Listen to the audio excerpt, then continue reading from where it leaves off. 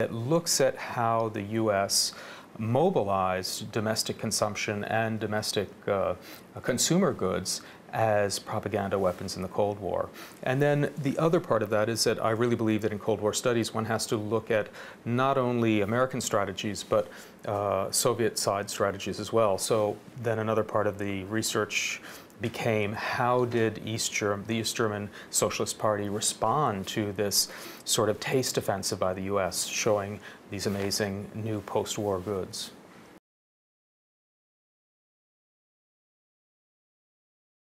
I was in the National Archives in College Park, Maryland, looking through propaganda, really publicity stills that the Marshall Plan had put together, and found a cache of images of model home expositions that had been funded by the U.S. in West Berlin, often taking entire suburban homes from places like Minneapolis, sending them to Germany, building them, fully furnishing them.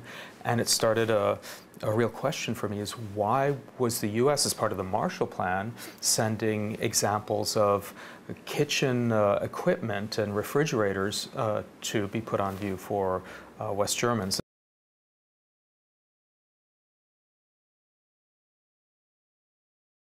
The East was forced to respond to sort of try to invent a new form of Soviet modernity or East Bloc modernity that would be based on consumption as well. So the apartment blocks that you see throughout the former socialist East are in a sense part of that battle of the response to the Marshall Plan's insistence that good post-war governance would create consumer citizens.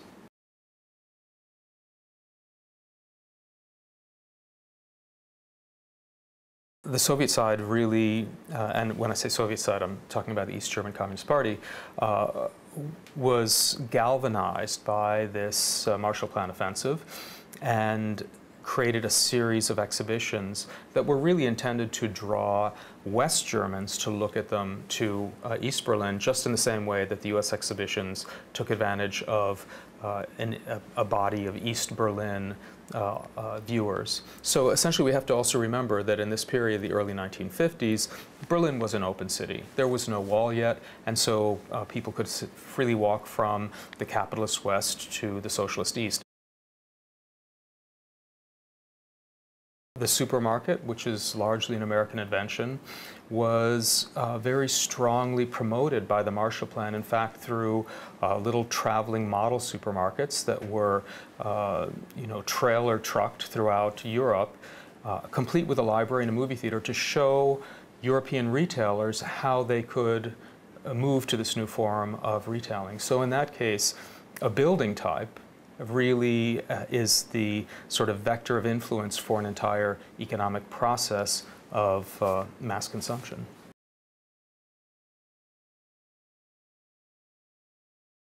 In many ways, America, in some senses, is no longer at the cutting edge of new consumer trends. I was very impressed at seeing on a stopover to Sydney how Bangkok has mobilized gigantic LED screens within the city to populate this monumentally scaled urban infrastructure, including transport and housing and businesses, really populating them with these large, much larger than life giant figures of people acting out consumer patterns. In some ways, these are the new inhabitants of these monumental Chinese and Asian tiger cities. And it's really something that the U.S. hasn't moved toward quite yet. It really outstrips many American notions of consumption environments.